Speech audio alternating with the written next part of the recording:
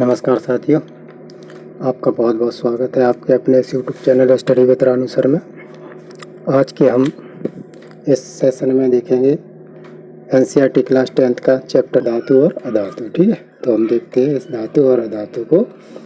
तो तत्वों एवं उनके गुणधर्मों के आधार पर धातु और अधातु को वर्गीकृत किया जा सकता है। जैसे उनके जो वस्तुएं हैं, जो चीज़ें हैं, जो थिंग्स हैं, उनमें क्या है कि हम उसके गुणों के आधार पर हम देखते हैं कि अध्ययन करते हैं कि यह धातु है या अधातु है। जैसे धातु के कुछ उदाहरण दे रहे हैं, जैसे आयरन एक धातु है, एल्युमिनियम एक धातु है, चांदी एक धातु है, कॉपर एक धातु है। अधातु के उदाहरण है, जो अधातु को मतलब है जो धातु है नहीं है, मतलब नहीं, अधातु जैसे hydrogen, nitrogen, sulphur dioxide, oxygen. ठीक है, अब भौतिक गुण धातु और अधातु में। अब धातु क्या है, धात्विक चमक होती है। धातु में क्या होती है, धात्विक चमक। जैसे एल्युमिनियम देखा होगा तुमने और लोहा देखा होगा, उसमें एक अलग चमक होती है। ठीक है, धातु की सतह पर चमकदार होती है, जो धातु की सतह है वो चमकदार होती है। अधातु में ऐसी कोई स्थिति नहीं होती कि अधातु सारी गैस होती है। आयोडीन अधातु होते हुए भी चमकीला होता है, लेकिन ये एक अपवाद है। जो आयोडीन अधातु है लेकिन फिर भी वह चमकीला होता है। ठीक है, अब कठोरता। ठीक, धातु का सामान्यतः धातुएं कठोर होती हैं, जैसे एल्युमिनियम है, लोहा है, सोना है, चांदी, ये क्या कठोर होती है। लेकिन लिथियम और सोडियम, पोटेशियम कैसे होते हैं, मुलायम होते हैं और इसे चाकू से काटा भी जा सकता है। ठीक है, अब जो गैसें होती है, जो अधातु होती है, ये अधिकतर कठोर नहीं होते हैं। कार्बन का एक अपर रूप हीरा है, जो सबसे कठोर प्राकृतिक पदार्थ है, जो मतलब अधातु में दिया गया। ठीक है, अब रूप।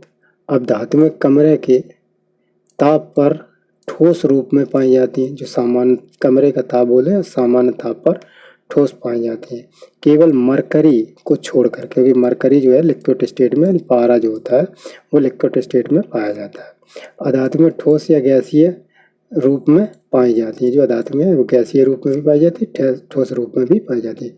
कुछ ऐसी चीज़ें जैसे गैसों को हम दाब के रूप में दाब से उसको एक सॉलिड स्टेट देते हैं, द्रव अवस्था से वो गैस अवस्था से उसे ठोस अवस्था में परिवर्तन कर सकते हैं। जैसे कपूर है, जो कपूर है, कपूर सबसे अच्छा उदाहरण है, क्योंकि ये डायरेक्ट गैस से ठोस के रूप में परिवर्तन किया जाए। नाइट्रोजन है, जो यूरिया है, यूरिया भी क्या है, जो गैस से दाब लगाकर इसके स्पेशल दाब से इसको हम ठोस में बदल देते हैं। केवल ब्रोमीन को छोड़कर, जो तरल रूप में होती है, जो धातुएं हैं, अधातुओं में क्या हो, ब्रोमीन को छोड़कर, ब्रोमीन क्या तरल रूप में पाई जाती है। ठीक है, आघातवर्धता। आघातवर्धता का मतलब है जिसे हम चोट दे सके, आघात दे सके, मतलब चोट लगा सकते हैं।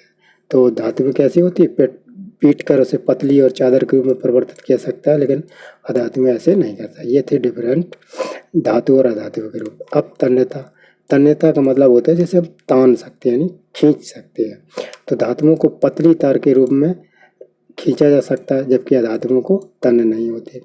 विद्युत व ऊष्मा के चालक। ठीक है, सामान्यतः धातुएं विद्युत व ऊष्मा की सुचालक होती हैं।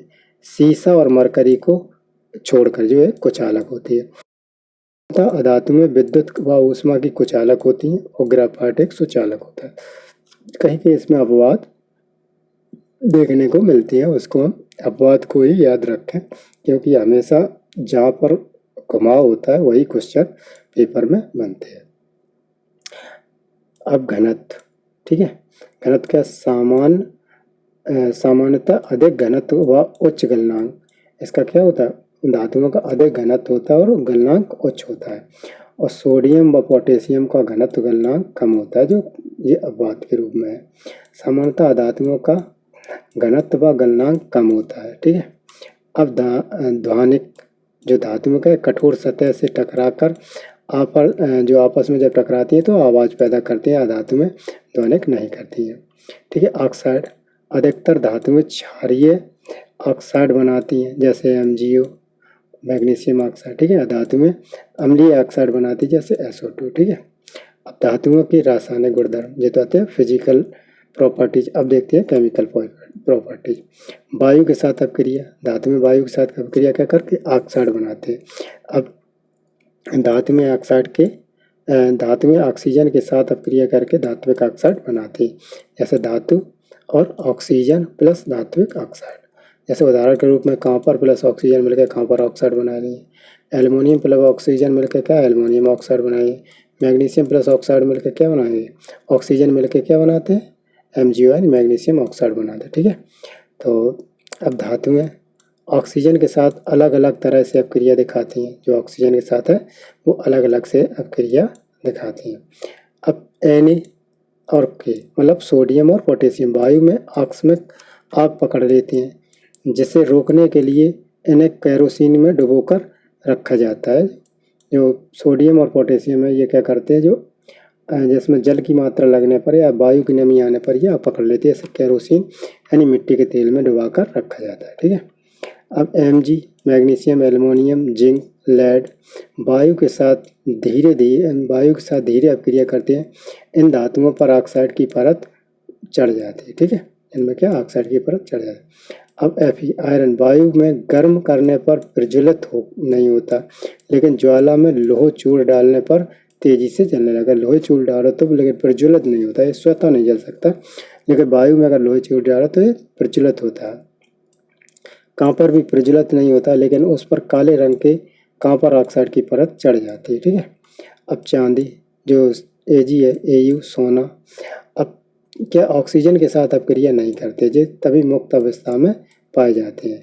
कभी आपको मिल जाए तो कम क्रियाशील होते हैं, जैसे कहीं पर सोना बड़ा मिल जाए तो वो प्योर सोना होता है, या चांदी मिल जाए तो चांदी प्योर होती है। तभी देखो कहीं पर ज़मीन में निकल आते हैं तो उससे भी कोई मतलब उसमें कोई अपक्रिया नहीं होती है, लेकिन अगर वहाँ पर वो लोहा वगैरह पड़ा रहे तो वो धीरे धीरे ऑक्साइडों से मिलकर क्षय हो जाएगा, मतलब ख़त्म हो जाएगा। अब उभयधर्मी ऑक्साइड वे धातु ऑक्साइड जो अम्ल तथा क्षार दोनों में अपक्रिया करते हैं उसे अपक्रिया करते हैं और लवण और जल उत्पन्न करते हैं, उसे हम उभयधर्मी कहते हैं। जैसे Al2O3 प्लस 6HCl, तो क्या AlCl3 और प्लस H2O बनाया, Al2CO3 प्लस 2NaOH का 2NaAl यानी सोडियम एल्यूमिनेट और प्लस जल बनाया। ठीक है, लवण बनाया प्लस जल के साथ अपक्रिया। अब धातु जल के साथ अपक्रिया करके धातु ऑक्साइड और हाइड्रोजन बनाता है। अब धातु ऑक्साइड जल और धातु हाइड्रोक्साइड बनाता है। ठीक है, अब जिसमें कुछ हो रहा है, जैसा ठंडे जल से अपक्रिया करने पर ठंडे जल के साथ क्रियाशील सोडियम पोटेशियम और कैल्शियम, केवल भाप के साथ क्रियाशील ये धातुओं में है, जो भाप के साथ यानी एल्युमिनियम आयरन और जिंक, और गर्म जल के साथ क्रियाशील ये कौन से है, सिर्फ मैग्नीशियम। ठीक है, और जल के साथ कोई अपक्रिया नहीं करते, जो लेड कॉपर और आयरन मतलब सोना और Ag मतलब चांदी। ठीक है, अब CaMg जल के साथ अपक्रिया करने पर तैरने लगते हैं, क्योंकि हाइड्रोजन गैस के बुलबुले धातु के साथ चिपक जाते हैं। ठीक है, कौन से, कैल्शियम और मैग्नीशियम। अब उदाहरण दिया गया 2NaH2O plus 2NaOH plus H2O plus ऊष्मा। अब H2O प्लस CaOH मतलब hydroxide sodium calcium hydroxide, Mg plus जल के साथ किया Mg magnesium hydroxide, aluminium plus जल के साथ Al2 aluminium hydroxide aluminium oxide, और Fe प्लस H2O क्या फेरिक ऑक्साइड। ठीक है, और इसमें क्या जल बनाते हैं, हाइड्रोजन मुक्त करते हैं। अब धातुओं की तनु अम्ल के साथ अपक्रिया। अब धातु प्लस तनु अम्ल क्या होते हैं, लवण प्लस हाइड्रोजन गैस बनाते हैं। तो ये क्या है Fe2HCl प्लस FeCl2 क्या लवण और जल हाइड्रोजन गैस, जल नहीं हाइड्रोजन गैस बनाते लवण और गैस। तो मैग्नीशियम और प्लस 2HCl मैग्नीशियम Cl2। ठीक है, ये क्या है MgCl2 क्या लवण है और H2 हाइड्रोजन गैस है। Zinc plus 2HCl plus zinc chloride तो हाइड्रोजन क्या है गैस है और ये लवण है। एल्युमिनियम 6HCl एल्युमिनियम क्या है ये 2LCl3 लवण और 3H2O गैस है। अब कॉपर और सिल्वर और मरकरी तनु अम्लों के साथ अपक्रिया नहीं करते, जो कॉपर और मरकरी है और चांदी है ये तनु अम्लों के साथ अपक्रिया नहीं करते। अब धातुओं की अन्य धातु लवणों के साथ अपक्रिया, जो अन्य धातु लवण है उनके साथ अपक्रिया, धातु का लवण विलयन का और धातु का। ठीक है, इस लवणों के साथ अपक्रिया। अब अधिक क्रियाशील धातुएं, जो अधिक अपक्रियाशील धातुएं हैं वो अपने कम से क्रियाशील वाले धातु को उनके यौगिक के विलयन में विस्थापित करती हैं। यह धातुओं की सक्रियता श्रेणी पर आधारित होता है कि यह धातु कौन सी कितनी सक्रिय है। ठीक है, क्योंकि अधिक क्रियाशील धातुएं होती हैं वो कम क्रियाशील वाले धातुओं को अलग कर देती हैं। और सक्रियता वह सूची जिसमें धातुओं की क्रियाशील को अवरोही क्रम में, मतलब उल्टे क्रम में व्यवस्थित किया जाता है, उसे हम सक्रियता कहते हैं। Sodium, potassium, sodium, calcium, magnesium, aluminium, zinc, ferrous और लेड, ये घटती हुई अपक्रियाशीलता और ऊपर बढ़ती हुई अपक्रियाशीलता के साथ दिखाया गया। ठीक है, अब जैसे ये हाइड्रोजन, कॉपर, मरकरी, क्रम और आयरन यानी सोना कम क्रियाशील धातु होती। तो धातुओं के साथ अपक्रिया तत्वों की अभिक्रियाशीलता संयोजकता कोष को पूर्ण करने की प्रवृत्ति के रूप में समझी जा सकती है। धातु के परमाणु और अपने संयोजकता कोष के इलेक्ट्रॉन त्याग कर देते हैं। जो उनकी धातुओं के परमाणु हैं वो अपनी संयोजकता कोष के इलेक्ट्रॉन त्याग देते हैं और धनायन बनाते हैं। जैसे अधातु के परमाणु संयोजकता कोष में इलेक्ट्रॉन ग्रहण करके ऋणायन बनाते हैं। ठीक है, जैसे NaCl, Na क्या है धातु और Cl क्या है अधातु, जिसमें NaCl का परमाणु क्रमांक, Na का परमाणु क्रमांक कितना होता है 11, तो 2 और 8 10 और +1 11। ठीक है, अब इसके पास क्या है एक फालतू है। ठीक, एक इलेक्ट्रॉन फालतू है और इसके पास एक इलेक्ट्रॉन की कमी है। मान लो किसी के पास 99 रुपया है और किसी के पास 101 है, तो अगर वो 1 रुपया उस 99 वाले को दे देगा तो उसका क्या, उसका भी एक 100 का नोट बन जाएगा, उसका भी 100 का नोट बन जाएगा। लेकिन जो देगा वो डोनर होगा, उसका पॉजिटिव चार्ज लगेगा क्योंकि वो दाता है।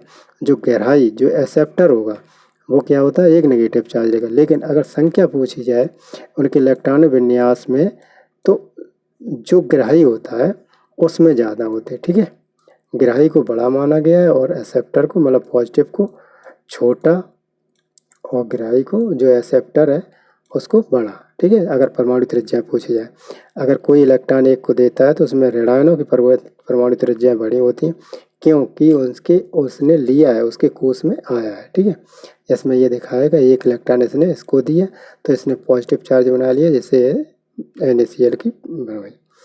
अब आयनिक यौगिक विपरीत आवेशित आयन एक दूसरे को आकर्षित करते तथा मजबूत स्थिर वैद्युत बल में बंधकर आयनिक यौगिक बनाते हैं। अब आयनिक यौगिकों के गुणधर्म, जो आयनिक यौगिक हैं उनके गुणधर्म भौतिक प्रकृति, ये ठोस व कुछ कठोर होते हैं।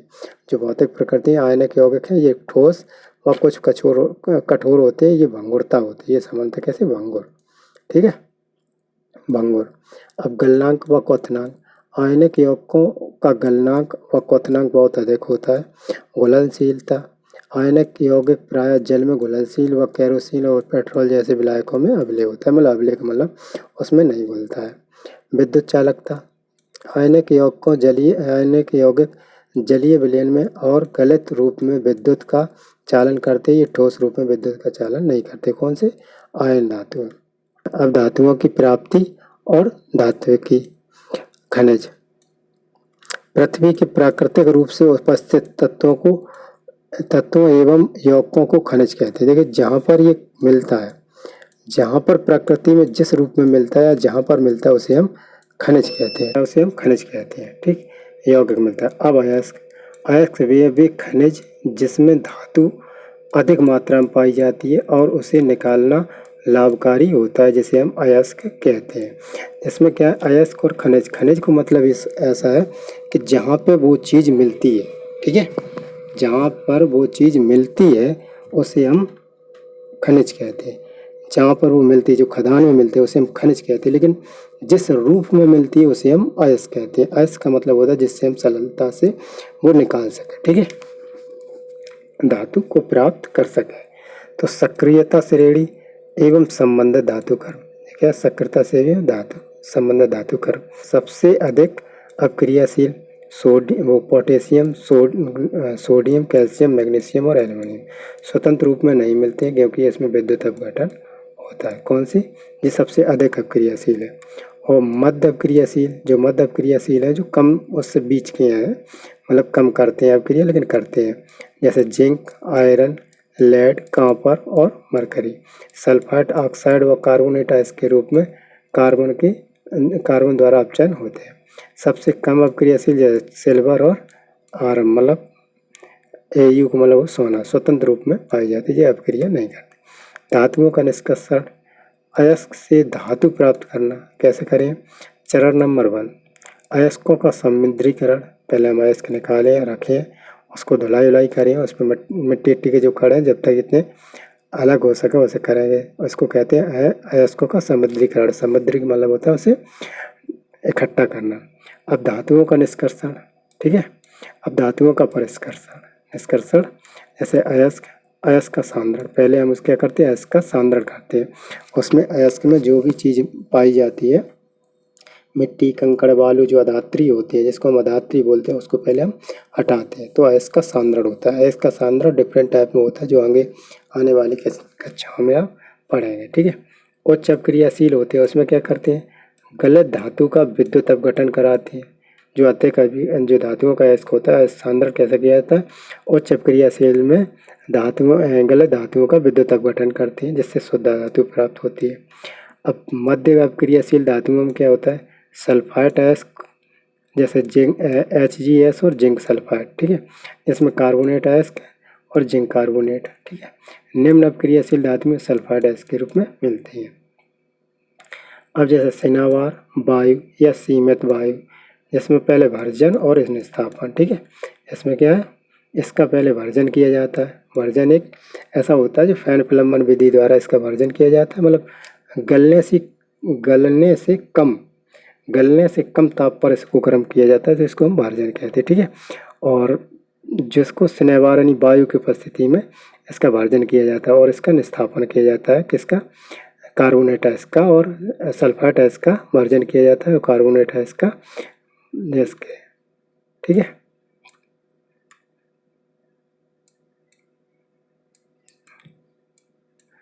ठीक, तो इसका निस्थापन किया जाता है। फिर धातुओं को ऑक्साइड को अलग किया जाता है, फिर धातुओं का अपचयन किया जाता है, फिर शुद्ध धातु का शोधन किया जाता है, जिससे धातु प्राप्त होती है। सल्फाइड अयस्क होते हैं जो निम्न क्रियाशील, इसका सीधा भर्जन और धातु उसके बाद परिष्करण होता है, ठीक है। अयस्क से धातु का निष्कर्षण के प्रमुख चरण, जिसमें कुछ मुख्य परिभाषा है, जैसे गैंग या अधात्री, जैसे कि पृथ्वी से खनिज अयस्क में रेत, मिट्टी या जैसी कई अशुद्धियाँ पाई जाती हैं, जिन्हें गैंग कहते हैं। गैंग का मतलब अधात्री, जो मिट्टी मिली रहती है, जैसे कहीं पर कोई धातु मिलती है, उसको धातु को क्या, मिट्टी भी होगी, उसमें कंकड़ भी हो, बालू होगी, तो उसे हम क्या कहते हैं, गैंग या अधात्री, ठीक है। अब भर्जन, सल्फाइड अयस्क को वायु की उपस्थिति में अधिक ताप पर गर्म करने पर यह ऑक्साइड में बदल जाता है, जिसको इसका भर्जन कहते हैं। भर्जन का मतलब ये कि वो गलन अवस्था में ना हो, उसका प्रगलन ना हो, उसके पहले उसको भर्जन कर लेते हैं, ठीक है। जैसे जिंक सल्फाइड को ऑक्सीजन की उपस्थिति तापन करें तो जिंक ऑक्साइड में बदल जाए। अब ऐसी ऑक्साइड सल्फाइड को सिनावार को क्या करते हैं, ऐसी मरकरी ऑक्साइड में बदल देते हैं। अब इसका निस्थापन हुआ। कार्बोनेट अयस्क को सीमित वायु में अधिक ताप पर गर्म करने पर यह ऑक्साइड में बदल जाता है। इस प्रक्रिया को निस्थापन कहा है। क्या, जो कार्बोनेट अयस्क हैं, जो सल्फाइड अयस्क हैं, उसको तो भर्जन हुए, लेकिन जो कार्बोनेट अयस्क हैं उसको सीमित वायु में अधिक ताप पर गर्म करने पर क्या होता है, ऑक्साइड में बदल जाता है। जैसे जिंक कार्बोनेट तापन करने पर जिंक ऑक्साइड बन गया। अपचयन, धातु ऑक्साइड के कार्बन जैसे अपचायक का उपयोग करके धातु का अपचयन किया जाता है, ठीक है। जैसे जिंक ऑक्साइड प्लस अपचयन किया और जिंक कार्बोनेट अलग हो गया, कार्बन मोनोऑक्साइड अलग हो गया, और इससे क्या प्राप्त हुआ, जिंक, ठीक है। धातुओं का परिष्करण, धातुओं से अपद्रव को हटाना, ठीक है। धातुओं से अपद्रव को हटाना